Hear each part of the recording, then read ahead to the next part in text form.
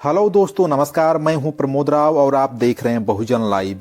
दोस्तों, इंडिया गठबंधन का हश्र सभी लोगों ने देख लिया है। जिस इंडिया गठबंधन को बनाया गया था यह कह करके कि 2024 के लोकसभा चुनाव में भारतीय जनता पार्टी को हराना है, उसी इंडिया गठबंधन को बनाने वाले नीतीश कुमार जो बिहार के मुख्यमंत्री हैं, वह उसी भारतीय जनता पार्टी की एनडीए में शामिल हो गए हैं जिसको वह हराना चाहते थे। अब इससे बुरा इंडिया गठबंधन का क्या हो सकता है। जो इंडिया गठबंधन का नाम दिया था, यानी कि ममता बनर्जी जिन्होंने उस गठबंधन का नाम दिया था इंडिया गठबंधन, वो अभी इंडिया गठबंधन से बाहर होकर के बंगाल में अकेले चुनाव लड़ने का ऐलान कर दिया है। एक तीसरी पार्टी आम आदमी पार्टी, जिसका कहना यह है कि हम पंजाब में और दिल्ली में अकेले चुनाव लड़ेंगे। तो जो इंडिया गठबंधन की मजबूत पार्टियां थीं वही इंडिया गठबंधन से बाहर हो गई हैं।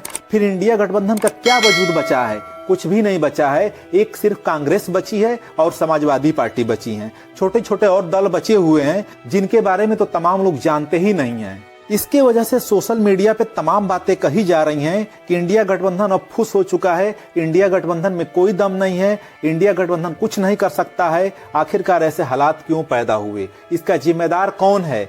तो इसकी जो मुख्य जिम्मेदार पार्टी है वह है कांग्रेस पार्टी, क्योंकि कांग्रेस पार्टी एक राष्ट्रीय पार्टी है। कांग्रेस पार्टी को देश में 70 साल राज करने का अनुभव है। उसके बाद भी कांग्रेस पार्टी को यह समझ में नहीं आ पा रहा है कि भारतीय जनता पार्टी को कैसे हराया जाए। तो फिर यह बात किसको समझ में आएगी? जो कांग्रेस पार्टी 70 वर्षों तक पूरे देश के दलितों और मुसलमानों का वोट लेके बहुजन समाज के ऊपर राज करती रही, आज उसी दलित समाज को, आज उसी मुस्लिम समाज को वह अपने साथ नहीं रखना चाहती है। रखना भी चाहती है तो सिर्फ एक वोटर के तौर पर। वो ये नहीं चाहती है कि उनको अधिकार दिया जाए। वरना बहुजन समाज पार्टी एक ऐसी पार्टी है जो दलितों, शोषितों, पीड़ितों, वंचितों की आवाज उठाती है और पूरे देश में उसका वोट है। अगर बहुजन समाज पार्टी को आज भी कांग्रेस पार्टी अपने मन और मानसिकता को साफ करके साथ रख लेती है, अखिलेश यादव को अपने साथ रख लेती है, तेजस्वी यादव को अपने साथ रख लेती है, साथ ही मुस्लिम समाज की आवाज को बुलंद करने वाले